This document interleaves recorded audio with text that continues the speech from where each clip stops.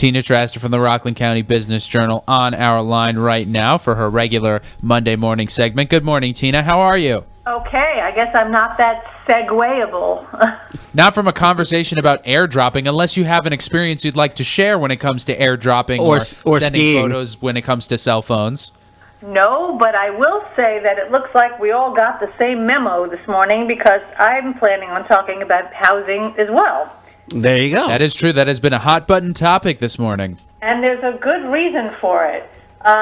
So let's pull the camera back a little bit, and I'll tell you that this past week I managed to get out on the road a bit and covered about 2,000 miles by car and saw a good bit of the South. And by the South I mean everywhere from Virginia down through the Carolinas. And how much is gas down there? Well, by the time we were coming back, it was already hitting $4. Yeah. So, $4. You picked the right week to go on a road trip. That is the sort of luck I have. Anyway, so long story short is the common theme are the cranes in the sky and the apartment buildings being built everywhere. The clearly millennial housing lining the riverfronts around Washington, Baltimore, Delaware, Richmond, Virginia, Raleigh, South Carolina, everywhere. I saw, these kind of mid-rise, funky architecture, clearly, big leasing signs. That's the story of the moment. It's hot. It's in the metropolitan areas. It's in the suburbs around the metropolitan areas, and it's relevant here in Rockland. We know that we have a housing shortage, particularly for that kind of housing, and we have sort of a push-pull sentiment here about needing more housing, but not wanting too much change, and so it's an interesting balance and dance, which I think is why you heard what you heard from the supervisors who were on this morning. On the one hand, there are efforts to build more. On the other hand, there are efforts to scale back. For example, with the senior housing, that's the scale back that's proposed for Clarkstown. One of the more exciting possibilities here is what was announced a week or so ago in the village of Haverstraw. This relates to the peninsula that used to out on the Hudson that used to be called I guess it still is the Chair Factory site. Yeah, that's what it's known as, right? And there. You're going to be the village has named a preferred developer, which means, as we're seeing in other parts of Rockland, when municipalities team up with a developer to try to, steer through what is perceived to be sensible development.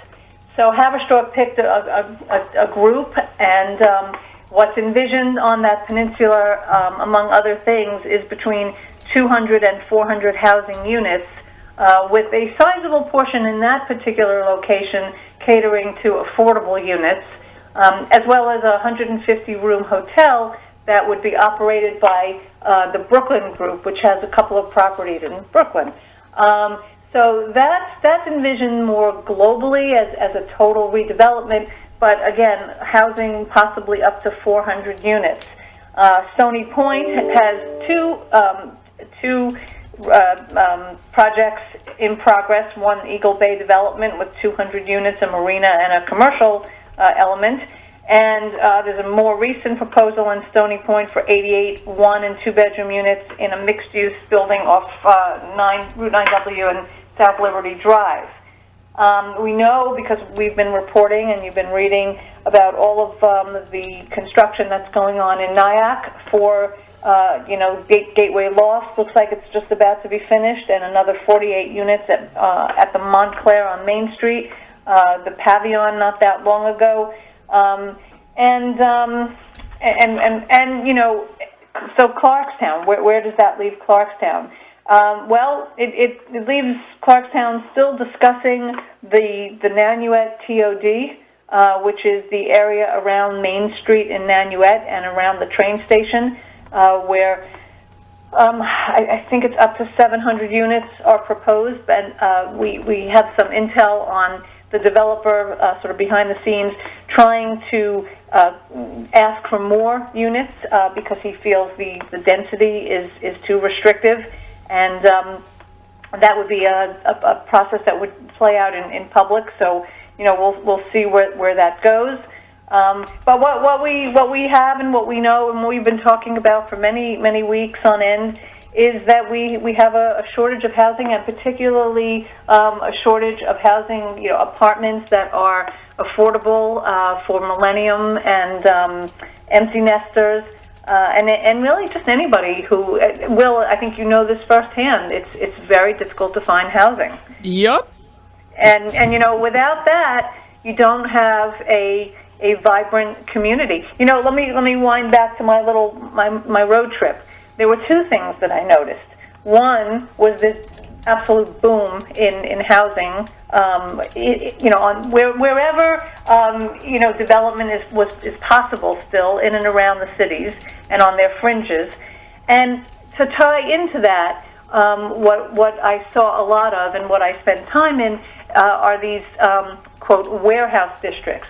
So these are, warehouse districts that are no longer viable. They're close into the city, and they've been turned into like Soho. They've been turned into these viable places where restaurants and cafes and boutiques and all that life crops up, and they become focal points. And I visited them in all these places, and these are very vibrant places.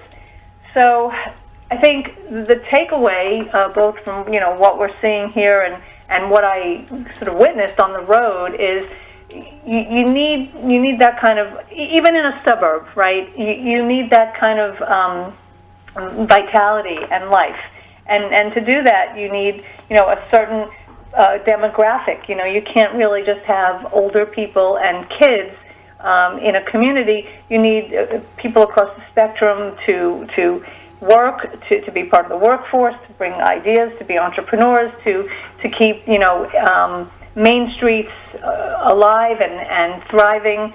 So there's a lot of lessons. It's very insightful when you get out on the road and you're sort of a blank slate and you just sort of take a look at what's around you and you think about what's back home.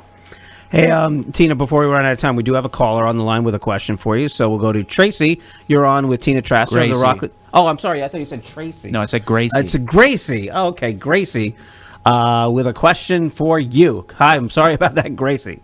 No problem. Hi, Tina and guys. Listen, a couple of questions. Very interesting what you're saying. Number one, I love the expression affordable housing. That's number one. Number two, what is meant by affordable housing? Is it going to? I want a figure. I'm not.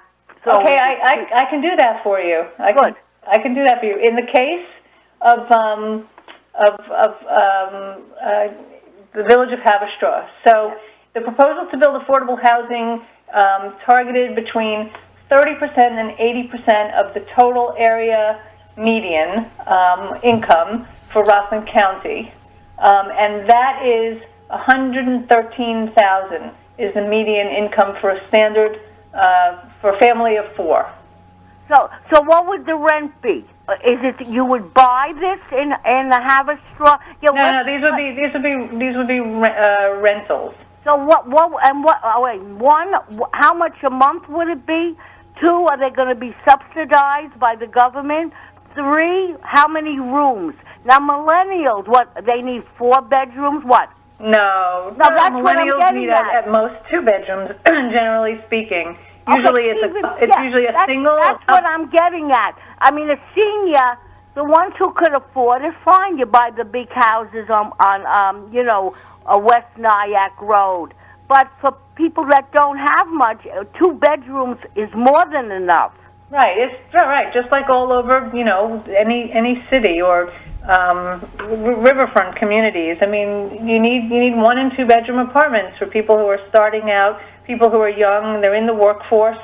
You want I know what you're getting at. Like those other ones in Haverstraw, I think it's Haverstraw that face the Hudson. They're so expensive. Right. So there's an interesting sub story to all of that. The Ginsburg development, the Harbors of Haverstraw, is an example of what did not actually revive the village of Haverstraw and did not cater to any kind of affordability or even necessarily millennials per se. And I think that lessons have been learned from that development of 1,000 units or so.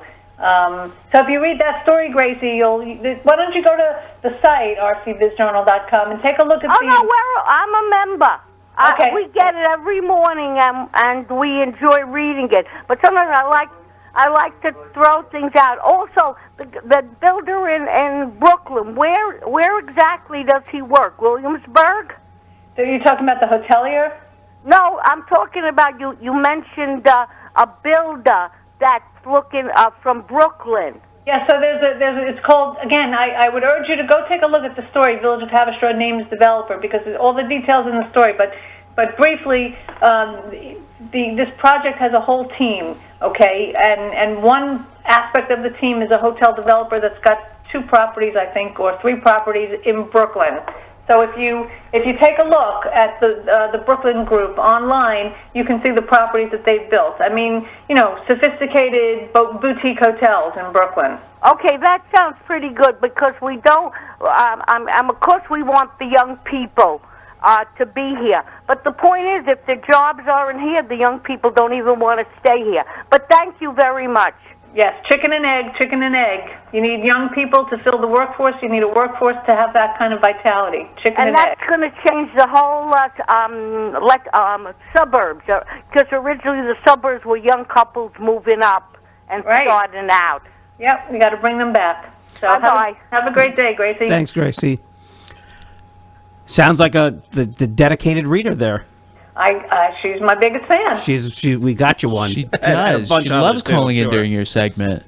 Very good. All right, so for others who are not like Gracie, who want to read everything that's going on in your publication, Tina, where do they go?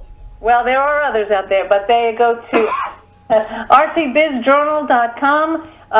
Just subscribe, put in your email address. It's free, daily newsletter every single day. Or you can simply visit rcbizjournal.com, the website, at your leisure, and just, stay in touch with not only, what's going on at a superficial level, but at an analytical level so you actually know what's going on. Perfect, Tina. Thanks again. We'll talk to you next week. Stay tuned for Listen Up Rockland coming up